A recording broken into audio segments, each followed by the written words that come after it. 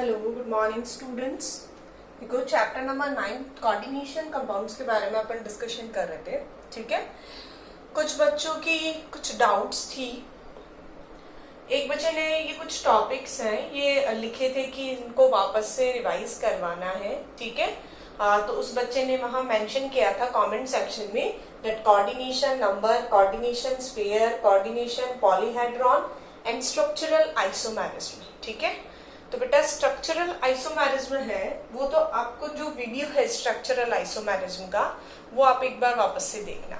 ठीक है, क्योंकि ये टॉपिक तो क्या है कि बहुत बड़ा है। ठीक है, हाफ एन आवर का टॉपिक है। आप उस वीडियो को एक बार रिवाइज करके देखना। ठीक है, वापस से देखना उस वीडियो को।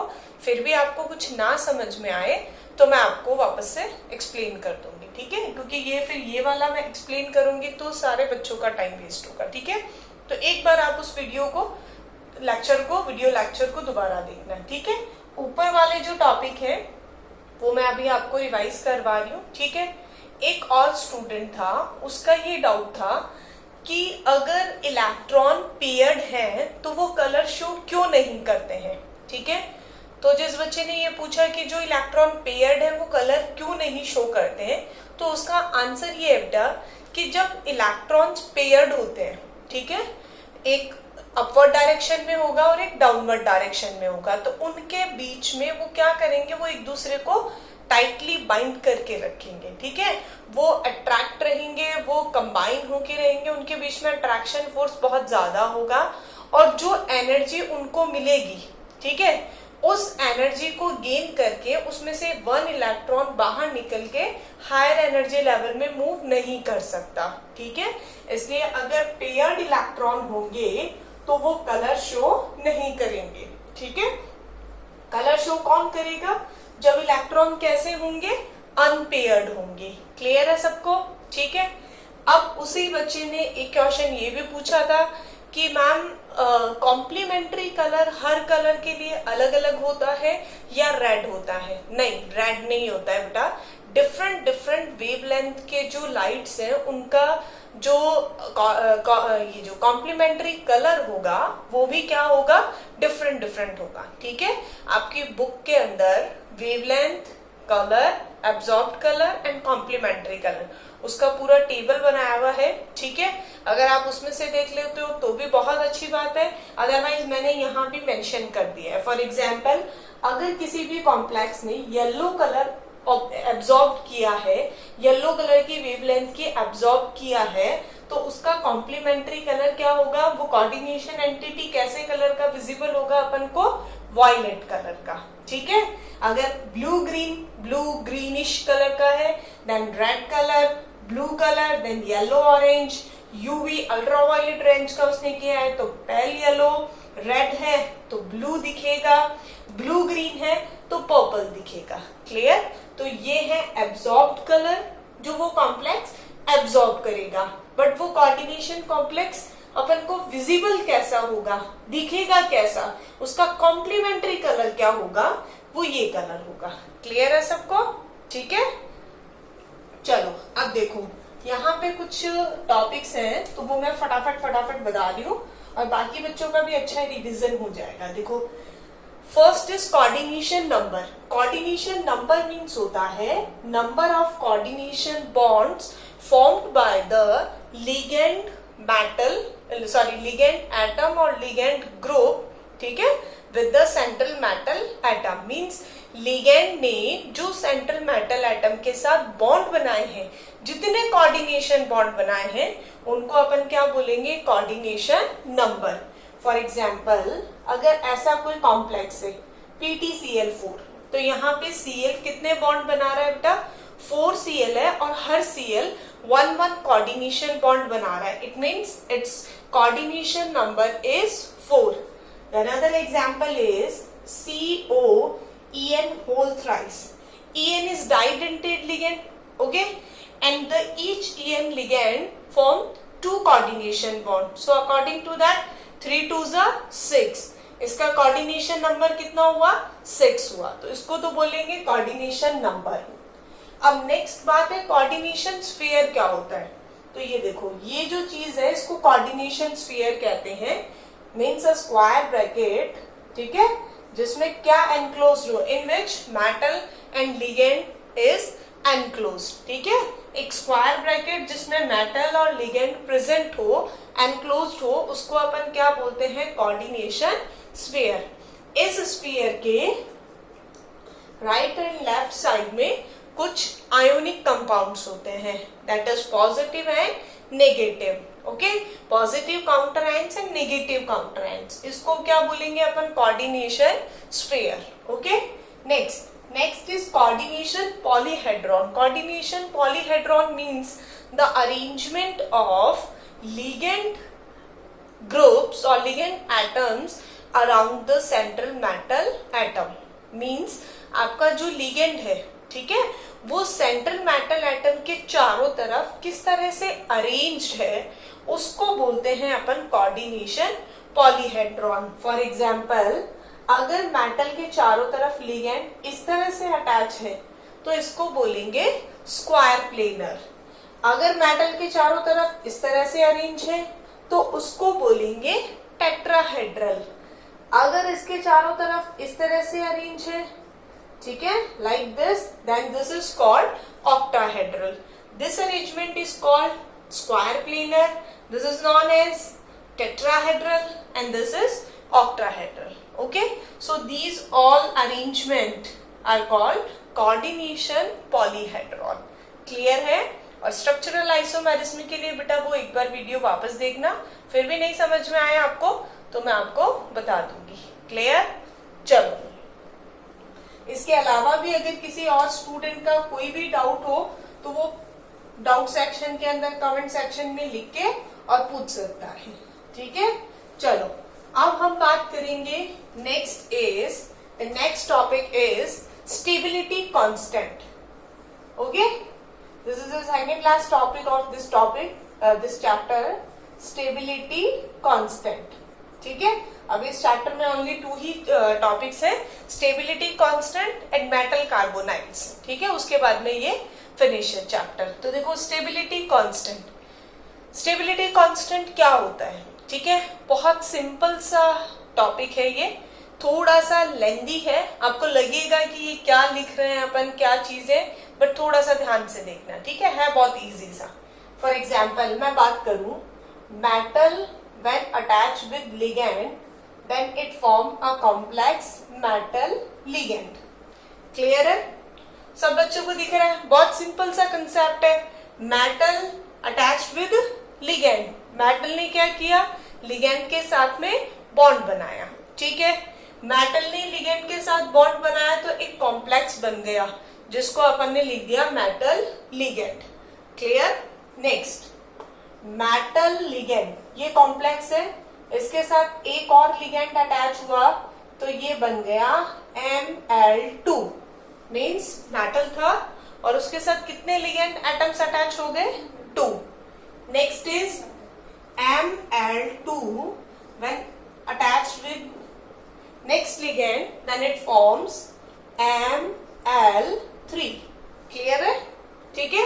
नेक्स्ट देखो, next is Ml3 when attached with L then it form Ml4। Clear? बहुत सिंपल सा है, कुछ भी नहीं किया, 1 by 1 स्टेप बाय स्टेप मैंने क्या किया है, सिर्फ लिगेंड के साथ जो आपका कॉम्प्लेक्स था उसके साथ नेक्स्ट लिगेंड को अटैच किया है, ठीक है। दोबारा देख लो, first metal attach with ligand and form the coordination complex metal ligand, then Ml attach with another ligand and then form Ml2, Ml2 attach with next ligand then it form Ml3, Ml3 attach with next ligand and then Ml4। Clear? ठीक है। अब यहां मैंने क्या किया, reversible का sign बनाया है, ठीक है। रिवर्सिबल का साइन का मीनिंग हो गया कि ये रिएक्शन दोनों डायरेक्शन में चल रही है, ठीक है। अब ये कैसे चलेगी, कौन सी कंडीशन में चलेगी?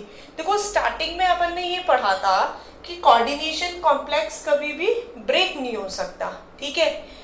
जनरल चीज है, कोऑर्डिनेशन कॉम्प्लेक्स कभी भी ब्रेक नहीं होगा। जैसे आयोनिक कंपाउंड को आप वाटर में डिसॉल्व करते हो, इतने में आयोनिक कंपाउंड क्या होता है, डिसोशिएट हो जाता है, ठीक है। वैसे कोऑर्डिनेशन कंपाउंड कभी भी डिसोशिएट नहीं होगा, ठीक है। बट अगर आपने बहुत ज्यादा विग्रस कंडीशन यूज की है, for example higher temperature, higher pressure, बहुत ज्यादा कुछ यूज किया है, तो क्या होगा, वो कोऑर्डिनेशन कॉम्प्लेक्स टूट सकता है। ऐसा नहीं है कि कोऑर्डिनेशन कॉम्प्लेक्सेस कभी टूटते ही नहीं है, कभी ब्रेक डाउन ही नहीं होता है, ऐसा नहीं है, ठीक है, क्लियर है। तो ये रिएक्शंस आपको समझ में आई। अब देखो, अब अगर मैं इसको इस तरह से लिख दूं, m plus 4l is equals to ml4, ठीक है। ध्यान से देखना बेटा, मैंने क्या चेंज किया है, मैंने यहां लिखा है, यहां कॉम्प्लेक्स बनाया है ml4, और यहां भी क्या कॉम्प्लेक्स था, ml4, क्लियर है, ठीक है। मीन्स यहां भी ml4 था और यहां भी ml4 है, ठीक है। कोऑर्डिनेशन कॉम्प्लेक्स यहां भी मेटल प्लस 4 लिगेंड अटैच हो रहे हैं और यहां भी मेटल प्लस 4 लिगेंड अटैच हो रहे हैं, ठीक है। बट इनमें डिफरेंस क्या हुआ, इनमें डिफरेंस ये हुआ कि यहाँ पे, अब मुझे तुम लोग आंसर देने के कंडीशन में तो नहीं हो, वरना क्लास में होते तो बहुत मजा आता, फिर आपसे पूछती मैं कि ये यहाँ कौन सा ओवरऑल कांस्टेंट है एंड कौन सा स्टेप वाइज है, ठीक है। आई मिस दैट मोमेंट कि भाई क्लास में बच्चे होते, सब एकदम से बोलते, बहुत इजी सा क्वेश्चन था कि हाँ बच्चों बताओ इसमें से स्टेप वाइज कौन सा है, ओवरऑल कौन सा है। तुम लोग भी बहुत मिस कर रहे होंगे इन सब चीजों को। चलो फिर भी तुम लोग सोचना, ठीक है। मेरे पास वो रेज, अल्ट्रावायलेट रेज या कोई भी आपकी अब बात करोगे, कनेक्शन आ जाएंगे, मुझे मिल जाएंगे कि हाँ मेरे बच्चों के दिमाग में ये बात चल रही है या नहीं चल रही है। आप मुझे ये बताओ, मैंने यहाँ लिखा है स्टेबिलिटी कांस्टेंट, ठीक है। अब ये जो स्टेबिलिटी कांस्टेंट है, इसमें से ये तो एक टाइप के कांस्टेंट है और ये सेकंड टाइप का कांस्टेंट है। अब इनमें से, दोनों में से एक तो है ओवरऑल स्टेबिलिटी कांस्टेंट, ठीक है, और एक है स्टेप वाइज स्टेबिलिटी कांस्टेंट। अब मुझे ये बताओ कौन से स्टेप वाइज है और कौन से ओवरऑल है। बहुत सिंपल सा क्वेश्चन है, आ रहा है ना आंसर, वेरी गुड। यही सोच रहे हो ना तुम लोग कि ये वाले तो स्टेप वाइज है और ये ओवरऑल है, वेरी गुड। मुझे अपने बच्चों पे पूरा विश्वास है, यही बोला होगा, यही सोचा है ना दिमाग में, चलो वेरी गुड। और फिर भी अगर किसी बच्चे के दिमाग में नहीं भी आया है तो सुन लो, ये स्टेप टू स्टेप हो रहा है ना, यहाँ मेटल के साथ 4 लिगेंड अटैच हो रहे हैं, बट स्टेप वाइज हो रहे हैं। पहले फर्स्ट लिगेंड अटैच हुआ, then second, third, fourth, okay, और यहाँ एक साथ अटैच हो गया, तो ये हो गया ओवरऑल स्टेबिलिटी कांस्टेंट और ये हो गए step wise stability constant. Clear है सब बच्चों को। चलो अब हम फाइंड करेंगे इसका constant, equilibrium constant. 11th class में याद है आपको, equilibrium constant is equals to concentration of products upon concentration of reactants, ठीक है। तो लिखते हैं, चलो अपन फर्स्ट जो है इसका क्या होगा, देखो फर्स्ट के लिए क्या है, concentration of product, product is ml upon concentration of reactants, reactant is metal into ligand. For this one, K is equals to concentration of product is ml2 divided by concentration of reactant ml into L. Okay. Now for third one, K is equals to concentration of product ml3 divided by concentration of reactant ml2 into L. Okay. Now next one, concentration of product ml4 divided by concentration of reactant ml3 into L. Clear है। देखो मैं इनको box में बंद कर देती हूँ ताकि कंफ्यूजन ना हो।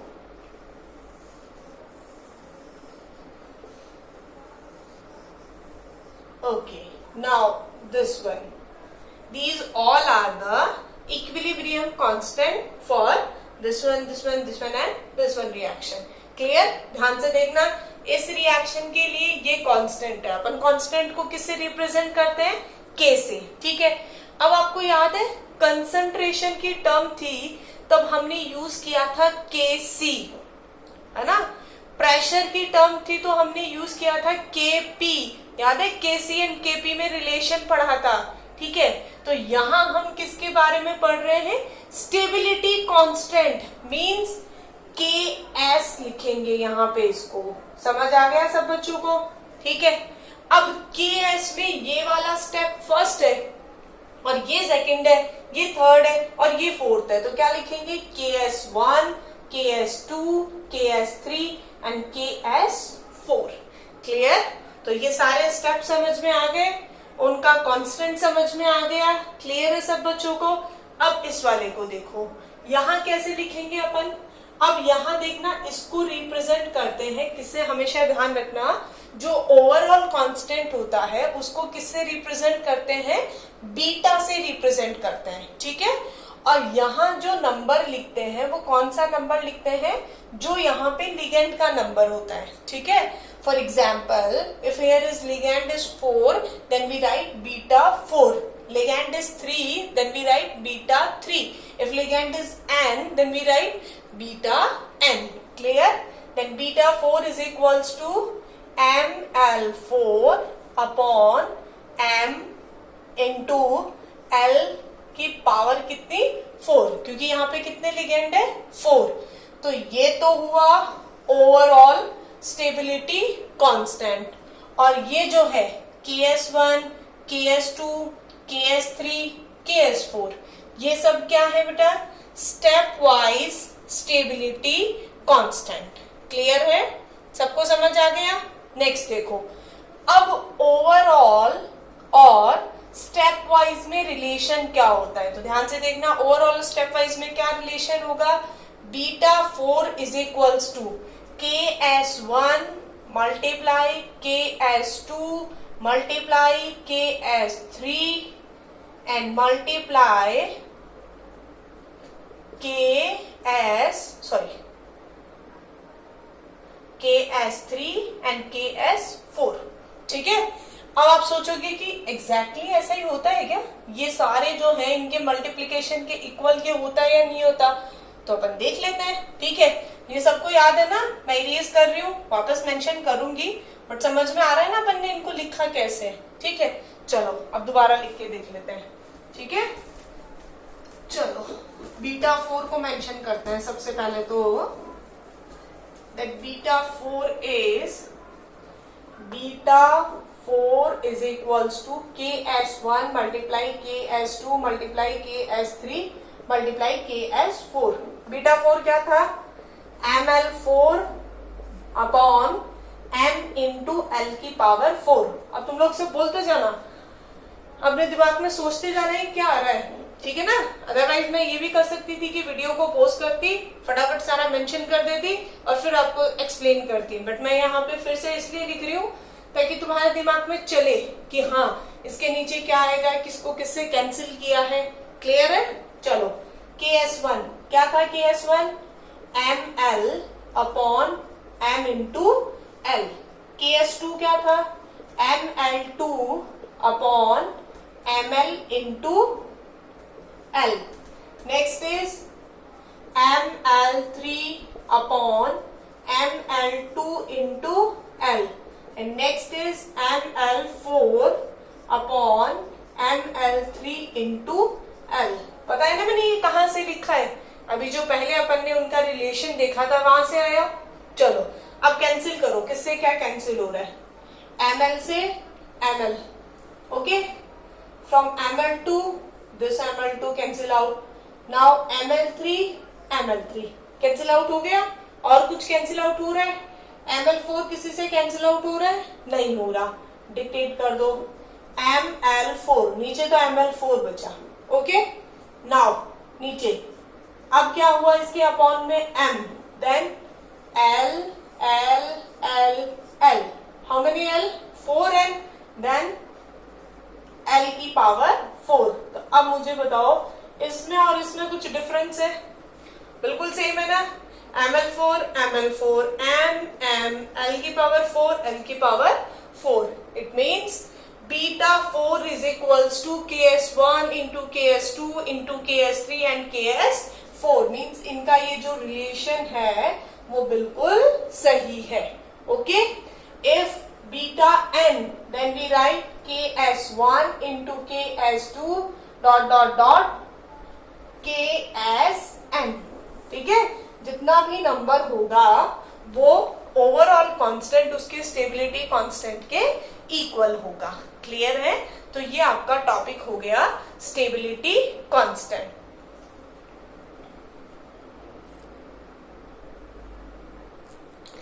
नेक्स्ट देखो, अभी हमने बात किया स्टेबिलिटी कांस्टेंट की कि स्टेबिलिटी कांस्टेंट होगा मींस कॉम्प्लेक्स का फॉर्मेशन होना, उसको अपन बोलते हैं स्टेबिलिटी कांस्टेंट या फिर उसको एसोसिएशन कांस्टेंट भी बोलते हैं। ठीक है, अब हम बात करेंगे, मान लो आपके पास कोई कॉम्प्लेक्स है, ठीक है, उस पे आपने ऐसी कंडीशन अप्लाई की कि वो ब्रेक डाउन हो गया, वो टूट गया, means Ml4 if convert into metal plus 4 ligand, then this is known as dissociation constant।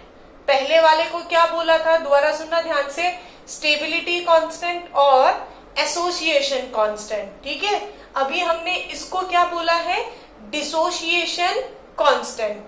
ठीक है, अब ये जो डिसोसिएशन कांस्टेंट है इसको भी अपन कैसे मेंशन करेंगे, concentration of product upon concentration of reactant.